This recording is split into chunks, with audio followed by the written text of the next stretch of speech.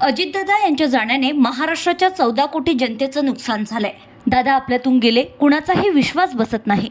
अष्टपैलू कर्तृत्वाचा धनी नेता आपल्यातून निघून गेलाय।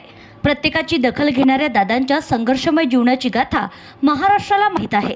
2047चा विकसित महाराष्ट्र दादाच्या संकल्पातून झाला पाहिजे, असे राज्याचे महसूल मंत्री तथा जिल्ह्याचे पालकमंत्री नामदार चंद्रशेखर बावनकुळे म्हणाले आहेत। राष्ट्रवादी काँग्रेस पार्टीचे राष्ट्रीय अध्यक्ष दिवंगत उपमुख्यमंत्री अजितदादा पवार यांना श्रद्धांजली वाहण्यासाठी श्री संत ज्ञानेश्वर सांस्कृतिक भवन येथे आयोजित सर्वपक्षीय श्रद्धांजली सभेच्या अध्यक्षस्थानातून ते बोलत होते।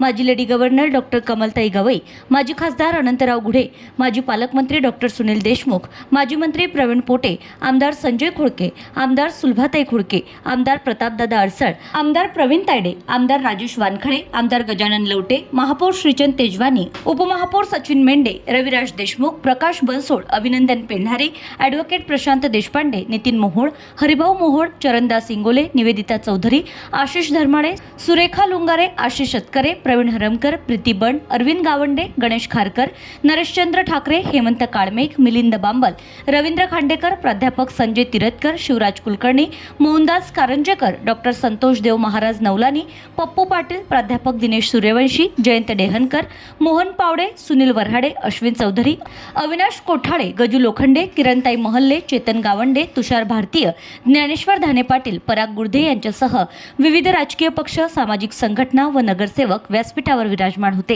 पालकमंत्री नामदार बावनकुळे पुढे म्हणाले की गरजांच्या कल्याणाचे निर्णय दादा तत्काळ घ्यायचे। दादांनी घेतलेला निर्णय तो पूर्णच व्हायचा। दादाच्या जाण्याने मंत्रालयातील शिपायापासून तर सचिवापर्यंत सर्वच कर्मचारी दुखी झालेत। समाजाप्रती समर्पित असणारे दादा आपल्यातून निघून गेले। आता उपमुख्यमंत्री सुनेत्रा वहिनीच्या नेतृत्वात दादांच्या रोहिलेला संकल्प पूर्ण करायचा आहे। त्यांच्या भूमिका पुढे न्यायच्या आहेत। दादांची स्वप्नपूर्ती करायची असून शेवटच्या माणसाचं कल्याणासाठी जनतेकरिता समर्पित व्हावं लागेल, असं यावेळी नामदार बावनकुळे म्हणाले। शोकसभेला अमरावती शहरातील विविध राजकीय पक्ष, सामाजिक संघटनांचे पदाधिकारी, कार्यकर्ते बहुसंख्येने उपस्थित होते। दिवंगत अजितदादा पवार यांच्या प्रतिमेला उपस्थित मान्यवरांनी पुष्प अर्पण करून श्रद्धांजली दिली आहे। यावेळी अजितदादा पवार यांच्या जीवनावर आधारित चित्रफित दाखवण्यात आली। अनेक कार्यकर्त्यांनी आपल्या अश्रूंना वाट मोकळी करून दिली होती।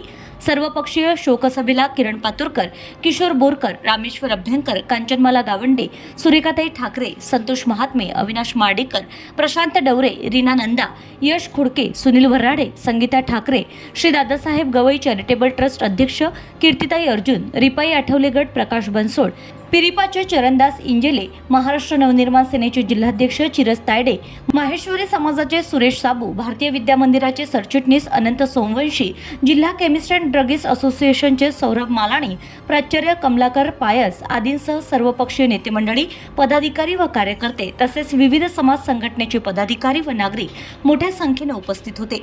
यावेळी सर्व उपस्थितांनी दिवंगत लोकनेता अजितदादा पवार यांच्या पवित्र स्मृतीचं स्मरण करून सामूहिक श्रद्धांजली अर्पण केली आहे। तर प्रशासकीय सेवेत असताना 1999 पासून दादा सोबत होतो। एकत्रित राष्ट्रवादी काँग्रेस असताना दादांना शरद पवारांचा विषय पटला नाही तर ते त्या विषयात बोलत होते। चुकलं तर चुकलं सांगत होते। ते नेहमी सांगायची की जी मनात आहे ते सांगितलं पाहिजे। ठाम मत मांडणारे दादा होते। त्यांचं राजकारण जवळून पाहिलं। 2004 मध्ये जलसिंचन मंत्री असताना राज्यभरातील लोकांपर्यंत जाऊन त्यांनी संवाद साधलाय। ज्यावेळी माझा अपघात झाला त्यावेळी त्यांनी सांगितलं, आपण जेव्हा लोकप्रतिनिधी असतो तेव्हा कुटुंबाचे राहत नाही, आपले व्यक्तिगत जीवन संपलं असतं। जर एखाद्याने आपल्याला विश्वासाने गोष्ट सांगितली असेल तर ती आपल्यापर्यंतच ठेवावी, ही त्यांनी शिकवण दिली। एकाच घरात 2 आमदार देण्याचा कठोर निर्णय केवळ अजितदादाच घेऊ शकतात। दादा केवळ पार्टी प्रमुख नव्हते तर ते आमच्या कुटुंबाचे प्रमुख होते। पक्षाचेच नव्हे तर संपूर्ण महाराष्ट्राचं नुकसान झालंय।